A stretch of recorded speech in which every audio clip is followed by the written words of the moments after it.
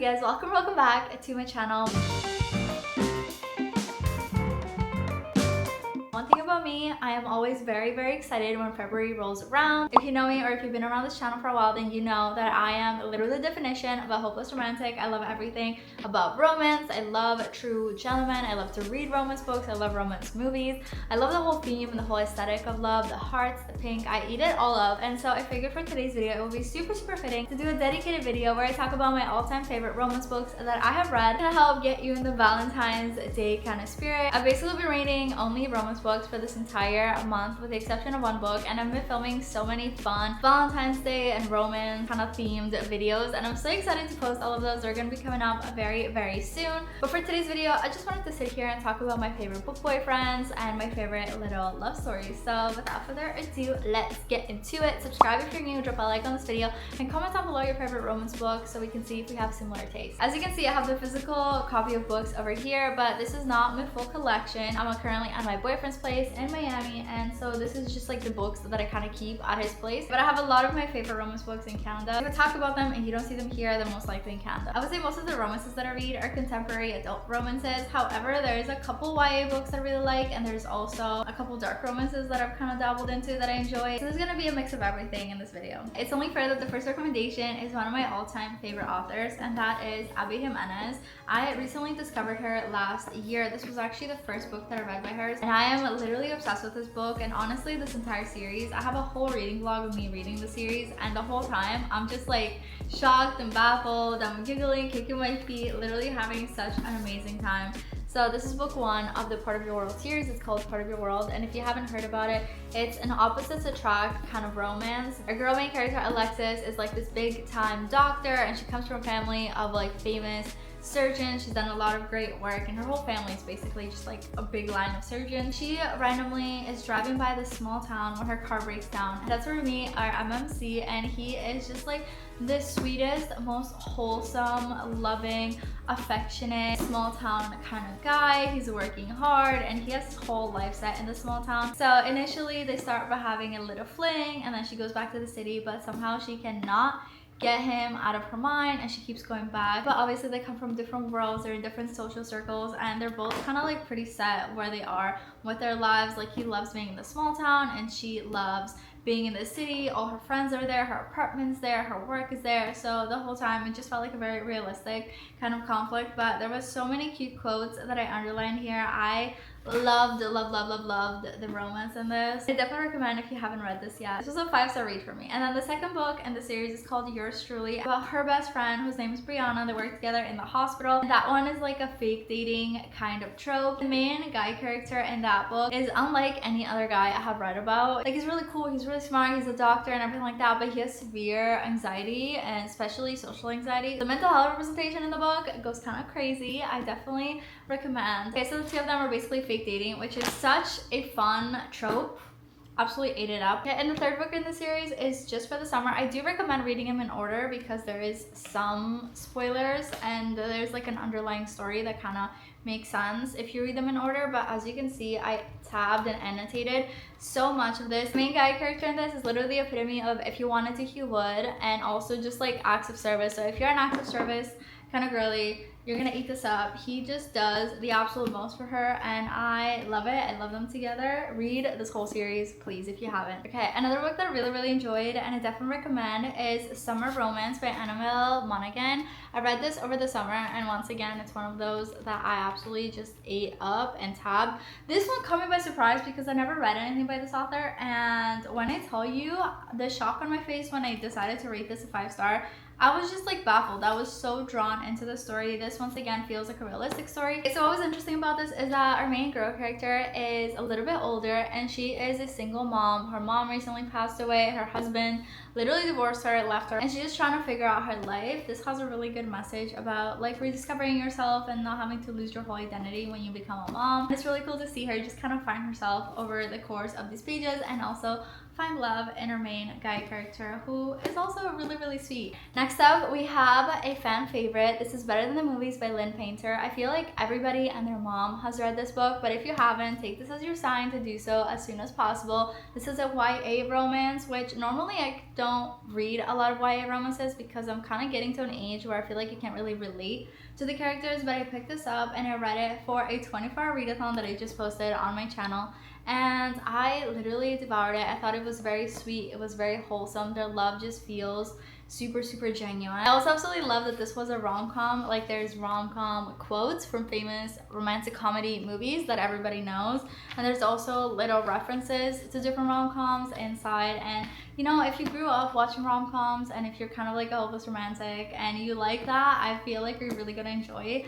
those little rom-com-y kind of touches that Lynn puts in this book. So definitely recommend reading this. And I know there's a sequel. I haven't read it yet. If you read it, let me know down below if you think I should read it or if it's not really worth. I've heard kind of mixed reviews, so I would love some insight. But yeah, definitely check this one out. All right, I know you probably hate to see it because I'm sure you know what this whole series is about, but we do have to go back to the basics, and this is one of my all-time favorites. We have the Twisted series. We've been debating reading this, but you feel like you missed the kind of like hype train that followed it. I think this is a good time to read it because Huang just signed a deal for this to become a TV show. So if you haven't read it yet, this is your time to do it before the TV show comes out. I know a lot of people have mixed reviews about Twisted Love. To be fair, it wasn't one of my favorites. Twisted Love is very grumpy sunshine. He's like this tech billionaire, super young, super handsome, but he's a little, you know, he's a little crazy, not gonna lie. He does some crazy stuff.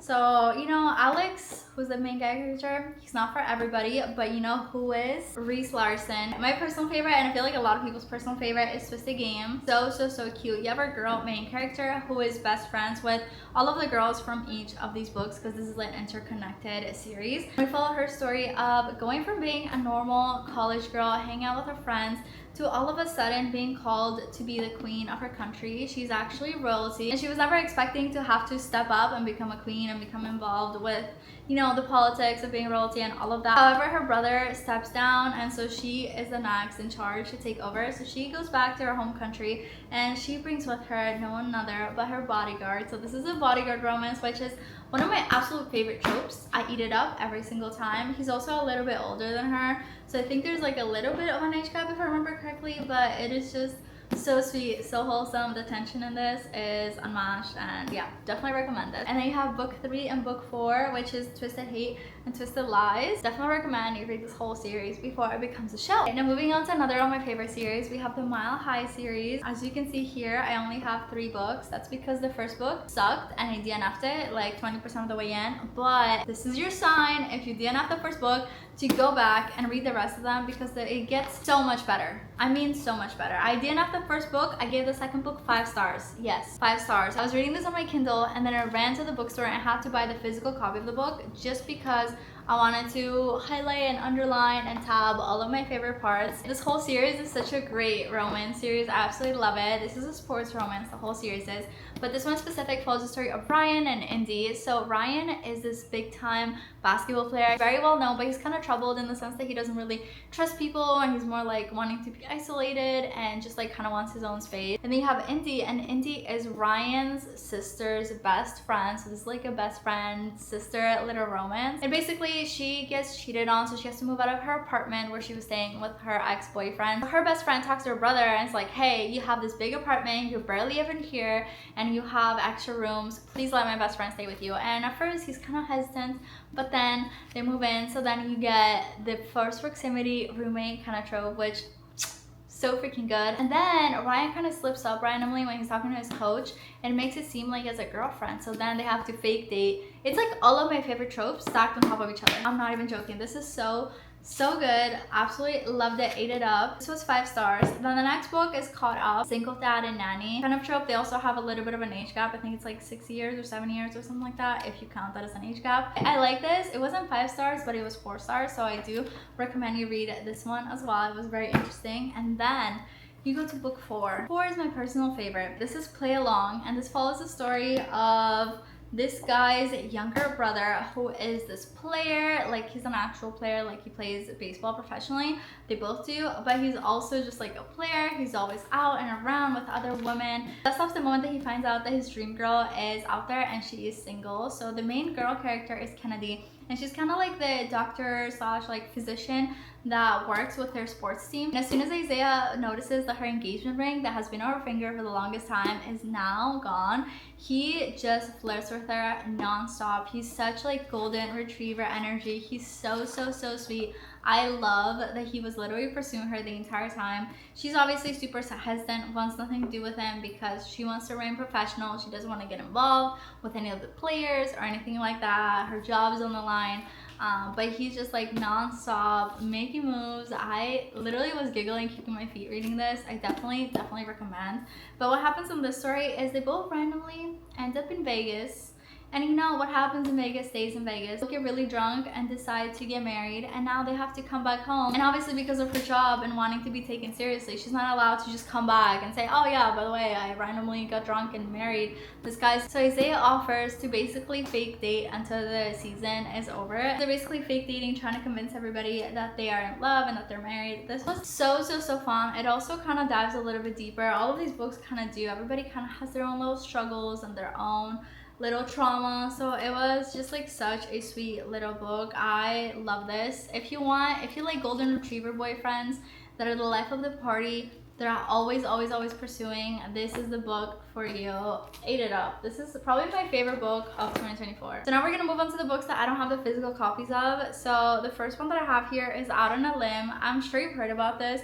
It was such a popular book last year, and even though this was one of my least favorite tropes, which is an unexpected or accidental pregnancy trope, I loved it. I love how our characters bond together. I love how much they talk about what it's like to be pregnant and to have a baby. I feel like I learned so much by just like reading about our main character's like experiences being pregnant and all the struggles that she's dealing with. But the romance was super sweet. I listened to the audiobook to the book during a flight and literally loved it so much. Another book that I really like was The 7-Year Slip, and it has a little bit of magical realism, so it feels very contemporary. But the main character lives in this apartment, and the apartment just kind of has some like spiritual juice, some like woo-woo kind of energy, and occasionally the apartment will kind of slip up and send you to a whole other timeline. So our main characters meet when our main character goes home after work one day and finds a man in her apartment, and she's like, who are you? What are you doing here? And he tells her that he had arranged with her aunt, who has since passed away, to live in this apartment. So she decides to kind of let it slide, but she realizes right away that they are living in different timelines. She's living 7 years in the future. So this was really interesting, seeing the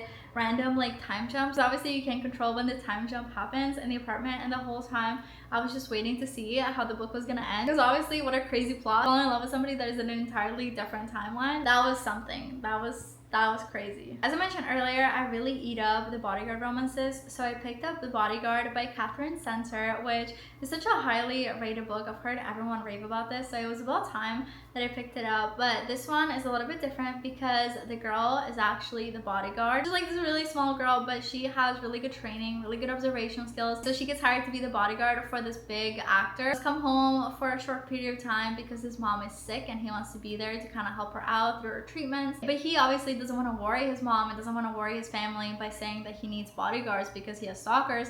So instead they agree to fake date, and so he goes back to his family house and she comes with him, and they're staying there, and she has to interact with his parents and his siblings. This one was such a cool story. I loved it so much. I really enjoyed the writing of that one. It was very interesting. I did a reading vlog of the book that's coming out very soon, but the writing sounds like you're on FaceTime. Like you hear her inner monologue and she speaks to you as if you're on FaceTime, as if you're besties. So I really enjoyed the writing. Now going more towards the dark romance, I recently read Lights Out, and right now is the perfect time to read the book because I think it is literally set in end of January, beginning of February kind of time period, so like right now. So this is like a dark romantic comedy is what the book is called, because there's some dark themes in it, but it's written in a very like light-hearted kind of vibe. So you have a girl main character and she's a nurse. The main guy character is actually a stalker who breaks into her house, puts up cameras, he's like messaging her and stuff like that. So obviously dark themes. I would definitely check trigger warnings. There's like 2 pages worth of trigger warnings in the book, but if you do get past the trigger warnings, it's like actually very lighthearted and kind of fun. And even the guy main character, even though he's a stalker, he's made to be a very like likable character the way he's written. So it was very interesting. Obviously if this happened in real life, I would call the police, but because it is a book and it is a work of fiction, I was able to just kind of like get lost in the story and just kind of appreciate it for what it is. And then another dark romance that I really enjoyed was the Mindfuck series. I talk about this book non-stop. I have it in Canada, but this follows the story of our girl main character who is a serial unaliver. She's going out and about trying to get revenge on people that harmed her and her family, and that check trigger warnings for, because that one is not written in a lighthearted kind of mode. Some of the triggers can be quite upsetting to kind of read about, so definitely check trigger warnings. And when the romance comes in is that she starts dating an FBI agent who just so happens to be the lead FBI profiler on her case. So she's basically trying to complete her mission of unaliving all these people that harmed her while also not getting caught by her own boyfriend. So it's very interesting. I really love that series. It's more on the darker side than on the romance side. Romance is probably like a subplot, but I really enjoyed that series, so definitely check it out. And I'm currently reading Fake Date. There's gonna be a reading vlog of this coming out soon,